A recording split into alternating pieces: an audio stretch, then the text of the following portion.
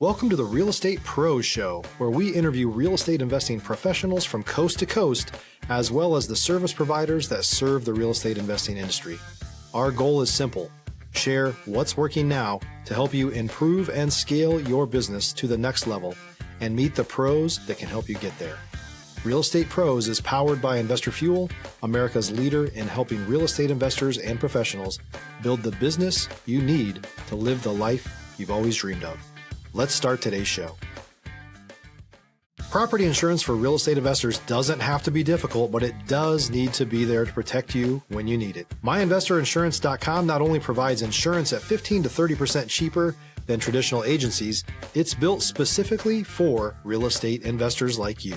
You can set up an account in about 2 minutes, get quotes on properties, turn on and turn off insurance for your fix and flip or rental properties in around 2 minutes without having to talk to anyone directly, all through our portal. There's no better way or faster way to make sure you've got the coverage you need to protect you, and no more lengthy policies either.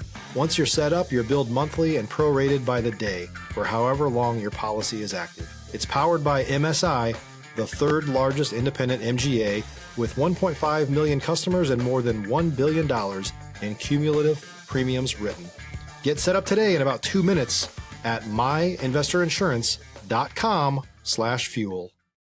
Welcome to the show where we interview the nation's leading real estate entrepreneurs. If you're joining us for the first time or you're coming back for the second, third, or 100th episode, you're in for an absolute treat today. I've got Richard Gonzalez in the house. He is out from San Antonio, and we're going to talk about long-term wealth building, the long-term vision, but also how important it is to have systems and processes in your business, because at the end of the day, you don't rise to the level of your goal, you fall to the level of your processes and systems. So just remember, at Investor Fuel, we help real estate investors, service providers, and real estate entrepreneurs 2 to 5x their businesses to allow them to build the businesses they've always wanted, to allow them to live the lives they've always dreamed of. Richard, that being said, welcome to the show. Hey, thanks for having me. Appreciate it. You bet. I'm so looking forward to this conversation. But before we get into it, because I know we're going to talk about a lot about buy and hold, long-term wealth building, systems and processes, which you're an absolute guru within the real estate space. Tell me what got you started in real estate 10 years ago, according to our conversation before we hopped on and hit record. What got you started, and how did you get to where you're at now? So I've been now a real estate investor full-time for the last 10 years. So originally, I moved out to Texas. I'm from California, from the West Coast. I moved out to Texas to expand a different business. I was in the merchant services, credit card processing. So we would help small businesses to set up their POS systems, their credit card services. You know, where in the majority of my clients, they were really focused on the Hispanic community. So in LA, you know, it's a big demographic. Huge city, close to 20 million in the metro. So I said, where else can we go outside of Los Angeles that had a good, population, but also demographics? And San Antonio was like the perfect fit. You know, fourth largest city in Texas. I think we're like 80 to 90% Hispanic out here. And it's a big city. So that's what I did. I ended up coming out here in about 2011, and it went very good. Meaning, we ended up expanding into multiple markets, Dallas, Houston, and San Antonio, basically having sales offices and going business to business, offering our merchant services. And then about 2 years into it, the payments apps started coming out: Square, Stripe, all these dozens of apps coming out with no transaction fees, no monthly services. Well, the way that we made money in that business was off residual income, meaning off all these fees and transactions, even though we made a couple cents per swipe. But when you have thousands of merchants, it adds up. So eventually, we were getting our legs chopped off, and I was just pretty much bleeding out. Attrition was going through the roof, and the amount of new merchant accounts that I was bringing in on a monthly basis didn't even offset what was going out on the back end. So luckily when I moved out, one of my friends moved out with me, and he was the real estate investor. He had millions of dollars out in California, but went bankrupt on the '08 crash. Stop living on an island and join the #1 mastermind in America for professional real estate investors. Investor Fuel is a community of hundreds of the nation's top investors working together to build stronger businesses and better lives. In addition to the amazing community of real estate investors acting as a board of advisors for one another, Investor Fuel members have access to 100% funding on purchase and repairs for our members only, a health insurance program, and benefits and discounts that more than pays for the membership of most of our members, meaning it's actually costing you money to not be a member of Investor Fuel. If you're looking to scale your business and build a business that allows you to live the life of your dreams, please visit investorfuel.com today and book a call with our team. So basically, lost it all and finds out that I'm moving out to Texas to expand my business. He said, I'm coming with you. And I asked him, well, what are you going to do? He's like, I don't know, I'll figure it out. I mean, the guy's pretty much, owes a lot of money at that point, and wants a fresh start. So throughout this journey that I'm expanding my merchant services business, he's studying the areas. And again, the guy has no money, literally broke, negative, like I tell people. And within 2 years, I'm not kidding you, he started rebuilding his net worth. He had purchased close to about 15 to 20 properties, mostly vacant land, but near like the downtown area, downtown of San Antonio. So these lots at one point, nobody wanted them, specifically on one of the sides of town. And they were on the MLS for $10, $15, $20,000 back then. And he had already done all the research and all the development that was coming to San Antonio in the next 5 to 10 years. And he kind of went in early.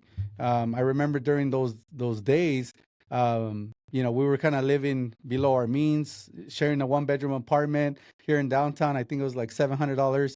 He was sleeping in the couch, and I had the bedroom. So I tell people he was that couch story that people always talk about. And I'm not kidding you. Within 2 years, I saw him basically go from being negative to now having a net worth of, a few $100,000. And I remember 2 years into it, this was about 2013, he started flipping these properties. So now he's selling them to developers for 50, 80.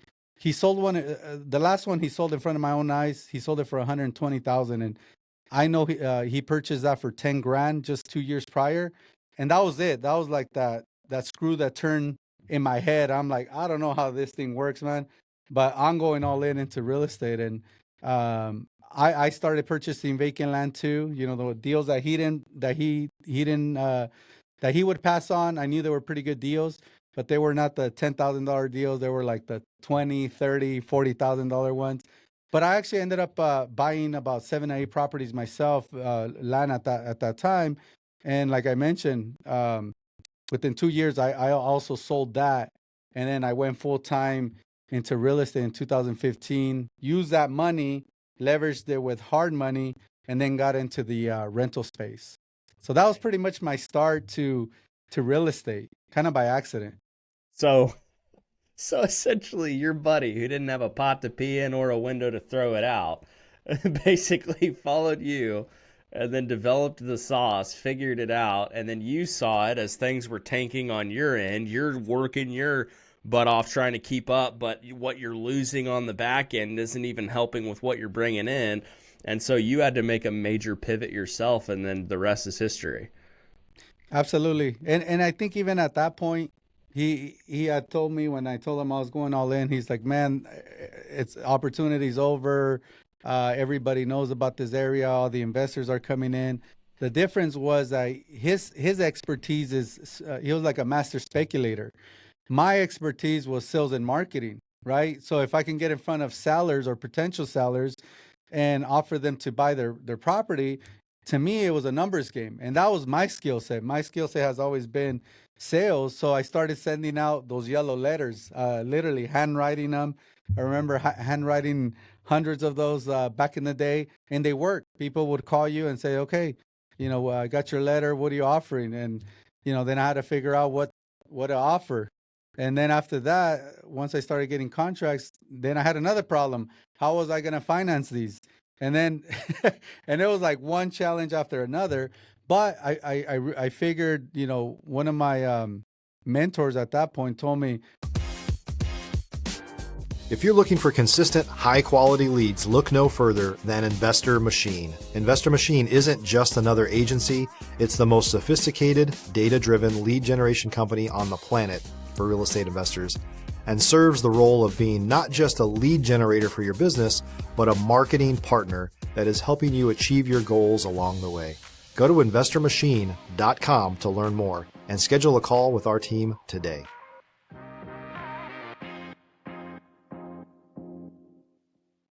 Rich, if you find a deal, the money will show up.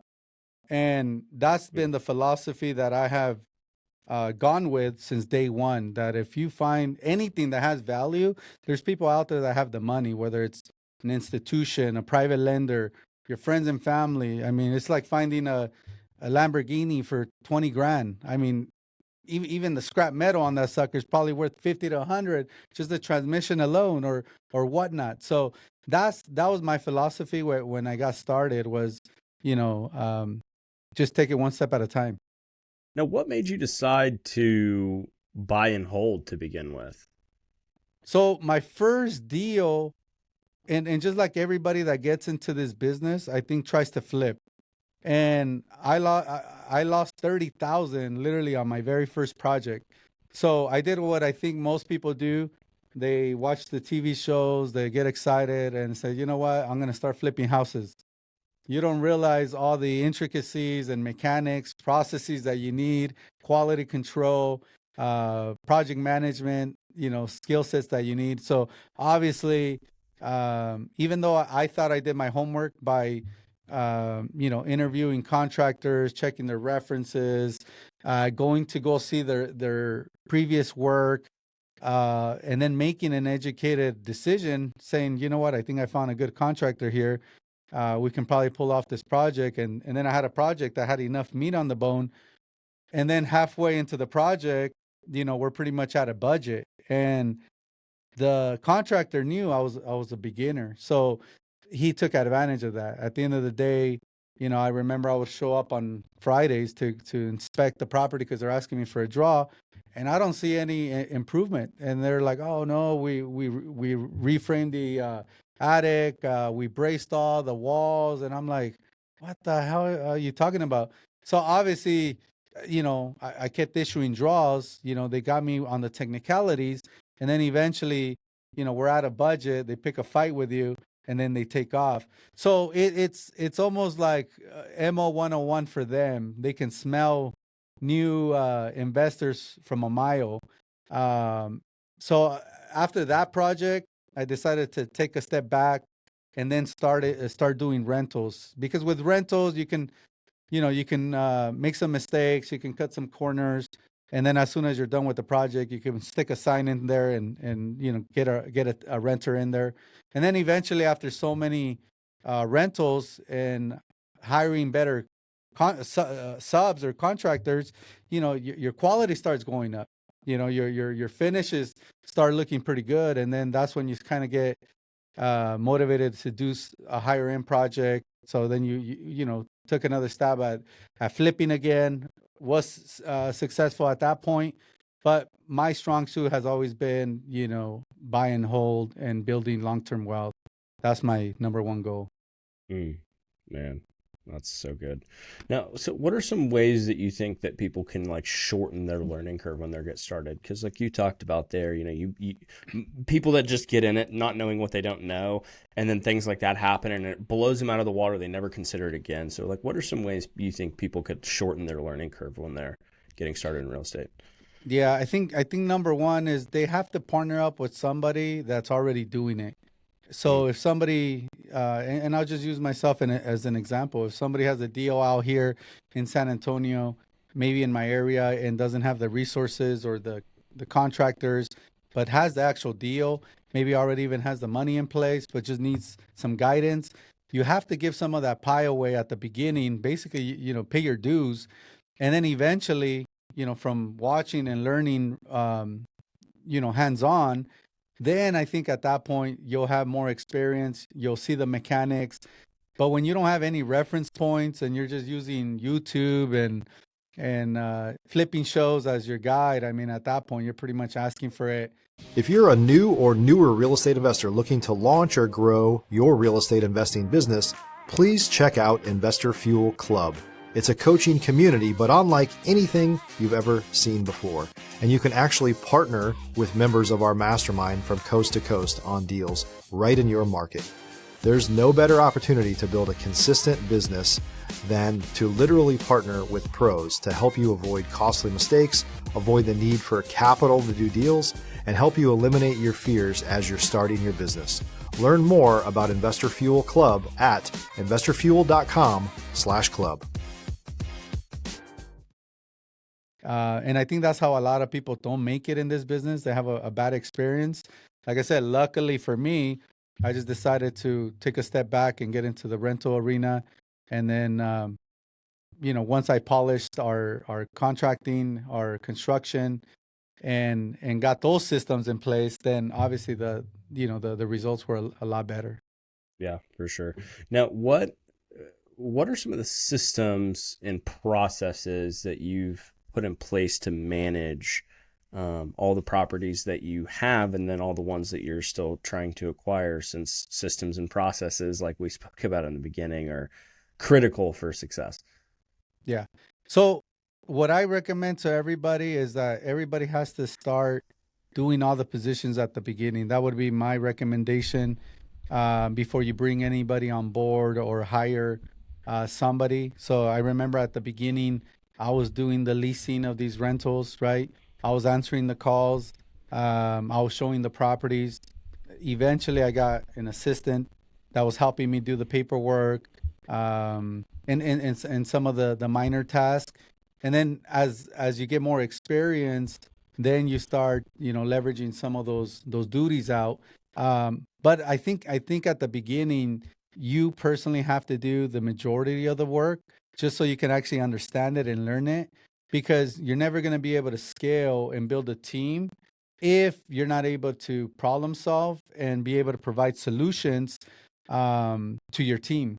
So that right there, I think, is the most in simple format, the best processes. And they don't have to be, softwares at the beginning and high end. Obviously now we're using the high end softwares for property management, the stuff that Cardone uses for thousands and thousands of units, or the big companies out there. Obviously you'll eventually get there. At the beginning, I was basically using an Excel sheet. Eventually we moved on to a CRM, a property management software, et cetera, et cetera. So I think what's most important is really just getting the mechanics down and the sequence. And then when you're able to repeat the process over and over and have some success, then you can plug somebody in and leverage that out. And that's how you build some of the processes, is really just by trial and error. Because if something's not working, you're going to have some pain points, right? You're going to realize, okay, I'm dropping the ball. Nobody's, leasing these properties. I'm showing 10 properties and nobody wants them. So obviously there's something missing. Maybe you're not the right person for doing the sales. That was my background. But then you have to hire somebody that's better than you. So either you're going to have to get your skill set to that level, or find somebody that's their expertise or their background. And then at that point, you can bring them into your business and your ecosystem. And then they just got to learn your system at the end of the day. Right. Because ultimately it's about having the system built, but also understanding how it operates. Yeah. I think if you talk to anybody, any entrepreneur, and when new softwares come out and with all the bells and whistles, everybody says the same thing. Yeah, it'd be great if everybody used them at the same level. Software is only going to get you so far, and everybody has different learning curves, skill sets, technicalities, that type of thing. So I think the making it simple and duplicatable, then that's more important. So like I mentioned at the beginning, using spreadsheets and doing what works, and then from there on, I've been in a lot of masterminds, so I piggyback off other people that are ahead of me, and that's what I done. So I know you guys talk about stuff like that, Stephen, and I recommend it 100%. And that's how I have learned a lot. I've been in many boardrooms and masterminds throughout my last 10 years, so I trust me, I paid my dues. Love that. You bet. Now, why should somebody join like a mastermind? I know you touched on that piece. What's the value a mastermind can really bring to the table there? Yeah, I don't think there's another way to be able to bridge the gap. So if it's gonna take you a year or 2 years to get to a certain point, a mastermind will help you kind of shorten that gap, or basic condensed time. And for those that value time, it's the most valuable thing, that most valuable asset. So that's what it does. Yes, it costs money. It might be expensive or whatnot. You might not have the revenues at the beginning, but you're not going to get to those revenues, or if you don't get in groups like that, because at the end of the day, that's how you're going to get to that. And sometimes it's just minor things. I remember some of the groups that I would be in, and sometimes it was just mindset shifts, where maybe I didn't understand something at a high level, and now being in there, I got clarity. My vision got more clear. My next goals for the next year, 2 years, 3 years got simplified, and that's it. I had a roadmap at that point. So again, I've been in masterminds when I had 10 houses, 20 houses. So So there's definitely, not a definitely a tough lesson. specific time of like, oh, when I get there, then I should be in one. It's a matter of if you want to bridge that gap between where you're at and where you want to go, you'd highly recommend it. Absolutely, absolutely. And I Mm. think now a lot of the groups, they have different levels, right? Where they'll have people that are making, 1 million plus, or under 1 million, 5 million plus. So you're already, surrounded with people that are where you're going to be or want to be in the near future. So obviously they know something that you don't know. And to me, that is worth, the value. Obviously it's going to, it's going to be up to you to get the most benefit out of them. Just being in masterminds itself is not, there's no guarantees. But the way that I have seen it, that the way that my mind works is like, I want to be the smallest guy in that group, because I know I'm Yeah. going to get the most benefit out of anybody else. I'm going to be the most hungry, and that's how I seen these groups. I always been like, just let me in, and then I'll figure it out. Because ultimately, like, if you're the smartest person in the room, then there's nothing for you to learn, right? Absolutely, absolutely. And definitely you can't go in there with egos, right? You got to be very humble to a certain degree, and those are, I think, the people that are going to get the most benefit from a mastermind. Yeah, I agree. Because I think a lot of people get lost in the sauce too. Because ultimately, especially with like masterminds, like to your point, you join a mastermind to be around the people, right? And nowadays, every mastermind that I've heard of, our master, all of the different things that are out there, different options, seem to have a ton of benefits, right? That aren't just that are just included on top of, but really the biggest piece of it is like what you said, being able to be in the room with people that are either where you're at or where you're going, so that way you can see what that gap is and how to bridge it. There's a book that talks about that, the gap and the gain, I think, or something along those lines, and it's when you have someone to chase after that's further ahead than you always bridge the gap between you and them, right? And then you look for Definitely. somebody that's further ahead and you bridge that gap again, right? And a mastermind is just a perfect place to do that. So yeah, I'm 100% following you. That love everything you're saying there. So like, let me ask you this though, Richard. So if you had to go back to like when you first got started, right, and kind of put yourself in those shoes, um, you're seeing what your buddy's doing, things are going haywire with the payment processing, and you're like, I gotta fix this problem now. Uh, but if you were able to do that and start all over, but you were able to take all the knowledge, all the experience, all the lessons, everything that you've accumulated up to this point, what would you do different and what would you do the same? Yeah. So the thing that I would do the same, or even different because in my previous business, there was a point where I could have scaled my business even to a higher level. Like I said, I was in that industry for almost 10 years. So I started in California, then transitioned to Texas.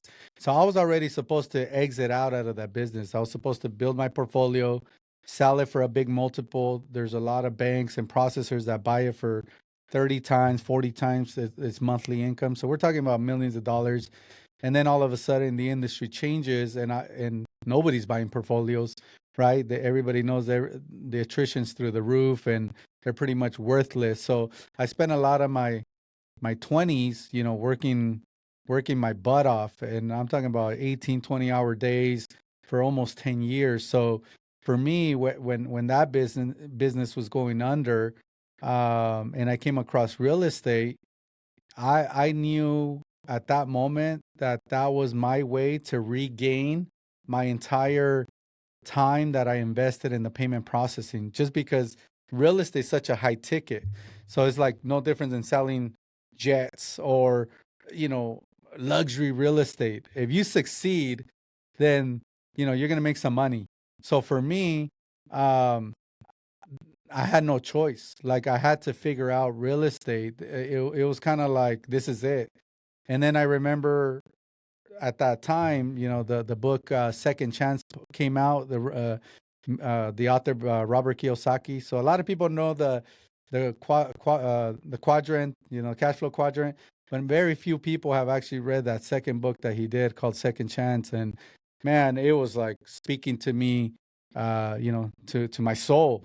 And it basically talked about that, getting a second chance at life, you're getting a second chance at business, and what are you going to do about it? And it was like perfect timing. So for me, real estate was on the table, and I needed to figure out a way. So going back to your question, was in that industry, in that business, if I would have been able to raise capital, I would have been able to scale and maybe even get my business to a point where even attrition wouldn't affected it, because I would have been now a merchant service provider, which is the next level up from where I was. I was what they call it an ISO, independent sales office.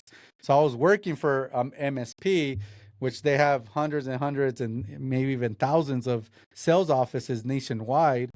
And I could have got to that level. I think there was an opportunity for me. I just never had the resources, never had the money to be able to scale and expand. And when I started in real estate, I realized right off the get-go that I was going to run out of cash. There's only so many properties. I don't care if you have $5 million in the bank or 10 million. There's only so many properties you can invest in at one time that you're just going to basically tap out. So when I was building the engine, quote unquote, and the model, I realized that right off the get-go. So what I did, I started building a private lender group. So I started not only soliciting to homeowners, I started soliciting to everybody that was lending privately here in my city. And it was not that difficult to find them. All you had to do is pull all the trust deeds that were recorded within the last 12 months that are not a company. Basically, I'll say, Stephen has lended 50 grand to ABC Main Street. And I send you a letter and I say, hey, my name is Richard. I'm a real estate investor and I'm out here on, in downtown San Antonio, and I do deals. And I at that point I was doing so many coffee meetings every day, literally on a weekly basis. I was meeting maybe 5 to 10 potential private lenders, and kind of pitching them my vision, my model. And at the beginning, it was difficult because I didn't have the track record, and nobody believed it. But there was a couple private lenders that believed in me. They said, okay, let's give it a shot. Obviously, you have a track record in another business. I've been an entrepreneur now since I was 18 years old, so 3 years at this point, going on 24. So they gave me a chance, and those private lenders, I've been working with them ever since, and I have paid millions of dollars in interest at this point. So those guys that believed in me, reap the rewards, and that's that's the potential. You just never know. So that's something that I would have done the same.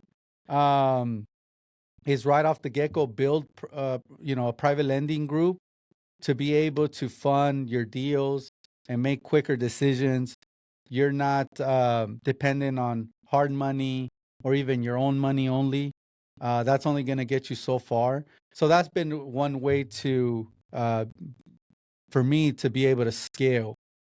What would I done differently?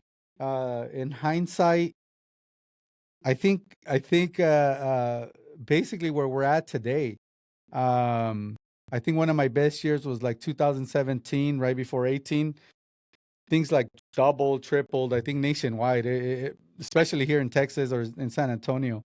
And I remember 2017, I was going pretty hard, but I think I could have gone harder. And then when 2018, everything doubled literally overnight. And I'm like, I knew it. I knew I should have gone even harder. Because again, there's a lot of unknowns and, pitfalls that you can fall into. And then fast forward today, we're in 2025, and right now I'm even buying for less than 2017. So I've been able to kind of come back in time to my area where there's very few investors playing right now. I'm pretty much like one of the few kids in the playground playing by myself while everybody's asleep, and I'm just taking advantage. So luckily I got the opportunity to, again, have a second stab at it. And I'm seeing a big opportunity in the marketplace right now. So what took me 10 years to do, if I play my cards right and put all my resources in action, I should be able to double my portfolio within 2 years or maybe 3. And that's the vision that I have right now, and the reason I'm still working extremely hard at this moment. Wow. Richard, thanks for joining us today. If anyone wants to learn more about you or what you're working on, where should they go for that? Yeah, find me on Instagram. My handle is the Richard Gonzalez SA for San Antonio. So send me a DM. Anybody wants to partner up on a deal out here, like I said, I'm an open book. Send me a message. Any way I can help. At this point, it's about giving back too. So I'm a big believer of that. And eventually, I think I'm going to be doing a lot more very soon. Obviously, I'm still very active and I'm still in the trenches, like we mentioned from the start of our conversation. So I'm still hands-on. Awesome. Well, everyone, I hope you enjoyed today's show, and we'll see you on the next episode. Thanks again for being here, Richard. Thank you. Thanks for having me. Thanks for joining us for today's Real Estate Pros Show. You can learn more about the amazing benefits of the Investor Fuel Mastermind community, including surrounding yourself with hundreds of other rock stars, 100% financing for your deals, and members-only discounts from vendors you're likely already using that, as a member of Investor Fuel, will save you more than the cost of your membership. Visit investorfuel.com to learn more. If you're interested in joining us as a guest of this show, please visit investorfuel.com/pros to apply. You can also check the show notes for access to free resources, how to get access to world-class lead generation, and much more. Don't forget to subscribe so you never miss another episode. Have a great day. We'll see you on the next show.